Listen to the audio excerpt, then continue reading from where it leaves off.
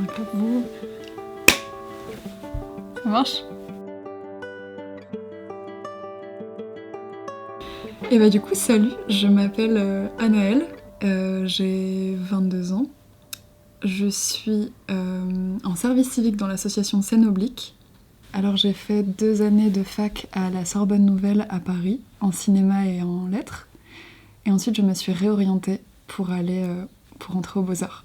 Et à l'origine je venais d'un bac cinéma art plastique. Et du coup c'était un bac spécialité cinéma art plastique. Alors Scènes Obliques c'est une association culturelle qui travaille, je dirais, pour promouvoir l'art dans l'espace de montagne. En fait, ils travaillent avec des artistes qui ont un vrai ancrage sur le territoire, qui ont un travail assez relié à des questions environnementales, qui ont vraiment envie de sortir l'art des espaces ultra centralisés, de villes, etc., pour l'emmener ailleurs, vers des espaces un peu plus marginaux, je dirais. Et là, du coup, spécifiquement, la montagne, la nature. Je pense que l'association, elle a plus pour but vraiment de juste faire vivre des espaces qui ont souvent été investis par le tourisme sportif. Et du coup, faire vivre ces espaces-là en y amenant des événements culturels. En fait, l'association fonctionne autour de la trilogie montagnarde. Et du coup, c'est 3 événements. Et en fait, c'est 3 festivals. Donc, il y en a un qui s'appelle Rendez-vous au Manoir. Et donc, celui-là, ça fait 5 ans qu'il existe. Et c'est vraiment, on va dire, les rendez-vous printaniers. C'est vraiment le début, ce sur quoi l'année s'ouvre. Donc, c'est un petit festival très convivial où il y a sur 3 jours, quelques représentations majoritairement de théâtre et de musique qui sont programmées, mais avec quand même un peu d'art plastique et des expositions. Le plus gros événement de l'association, je dirais que c'est le Festival de l'Arpenteur, qui a lieu du coup tous les mois de juillet depuis 29 ans. Enfin, cette année, ça fera 29 ans. Et c'est pendant une semaine, là, il y a vraiment une multitude de représentations différentes, donc avec plein de médiums différents, art vivant, art visuel. Enfin, il y a des expositions, il y a du théâtre, il y a de la musique. Donc le 3e événement pour clore l'année, c'est les rendez-vous de l'automne. Et donc là, c'est plus colloque, je dirais. C'est des rendez-vous qui se passent dans la station de ski de Prapoutel, donc au-dessus du village. Et ils investissent ces lieux pour essayer de questionner nos rapports au vivant, à cet espace, remettre en question aussi justement la politique des stations de ski, de voir tout ça sous un prisme non pas géopolitique mais géopoétique. Et donc ça, en automne, c'est plutôt des écrivains ou des artistes qui vont venir parler autour de tables rondes de masterclass, je dirais. Il n'y a pas de représentation de théâtre. Et après, en hiver, on dort, quoi. Alors du coup, dans l'association, je suis plus sur le plan communication, accueil artiste, médiation, je dirais un petit peu. Donc c'est un peu au couteau suisse. Je suis pas sur une mission particulière, puisque c'est une petite association, il y a 4 salariés. Donc c'est vraiment... on est ensemble, quoi. C'est assez chouette, parce que du coup, j'ai l'occasion de passer un peu par tous les postes et avoir vraiment tous les aspects, toutes les nuances de comment fonctionne une association culturelle. Donc voilà, ça va plus être tous les fils que tirent les festivals, le lien avec les artistes, la com, la signalétique, un peu de médiation du coup avec des scolaires. Donc j'ai l'occasion de voir pas mal de choses. Je travaille aussi avec des refuges, avec je sais pas, des paysans, enfin des personnes qu'on ne rallie pas à la culture, alors qu'en fait, ils ont des choses à apporter, ils ont des choses à dire, et du coup c'est hyper chouette de pouvoir se dire ok, on échange avec des visions qui sont hyper différentes, parce que le but c'est pas de rester avec les personnes qui pensent comme toi. C'est aussi de partager avec des personnes qui habitent le même territoire que toi, et du coup la culture a ce pouvoir-là, je dirais, de rassembler les gens. Et j'aime être vraiment sur le terrain, aller à la rencontre des différents acteurs.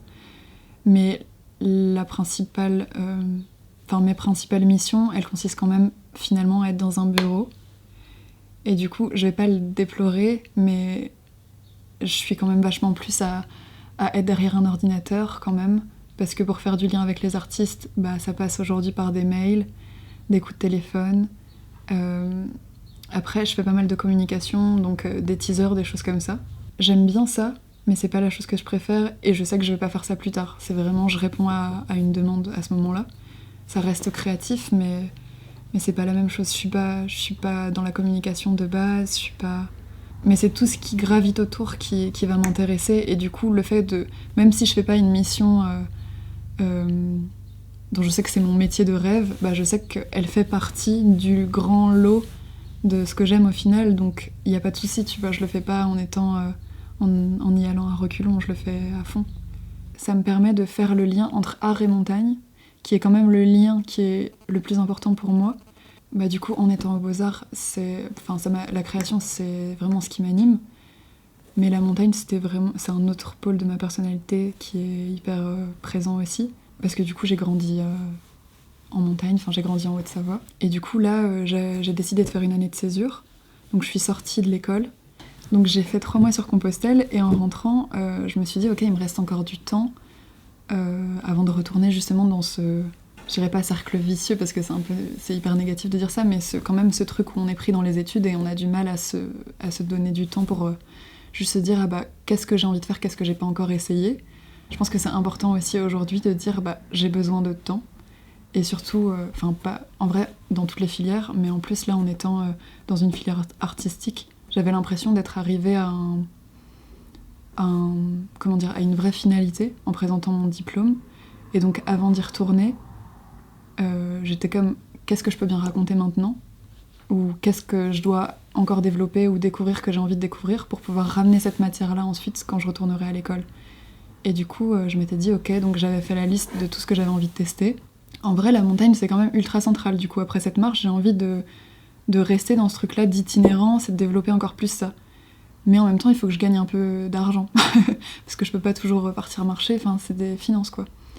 J'ai cherché un peu au hasard et je m'étais pas dit je vais faire un service civique, mais j'ai regardé sur un autre site un peu de propositions de postes, de missions, de stages, de trucs comme ça.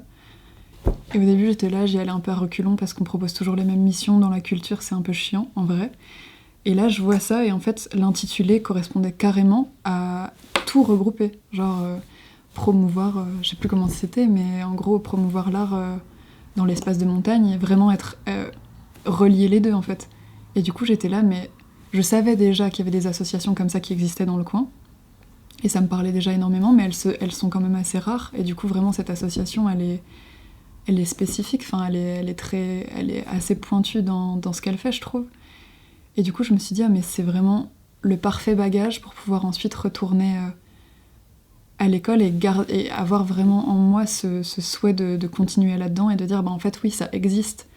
Faire de l'art dans la nature, ne pas être dans la ville et quand même avoir des espaces d'exposition, des temps de monstration à plein d'endroits et tout, bah c'est possible. On n'est pas obligé de rentrer dans une économie de merde. Voilà. Et donc ça me plaît énormément et je me dis ok, chouette. Et c'est pour ça que je me suis encore donné une année pour pouvoir finir complètement ce service civique en fait. Et me dire bah après... je termine ma petite liste des expériences que je dois prendre et après j'y retourne et ce sera bon. Mais du coup voilà.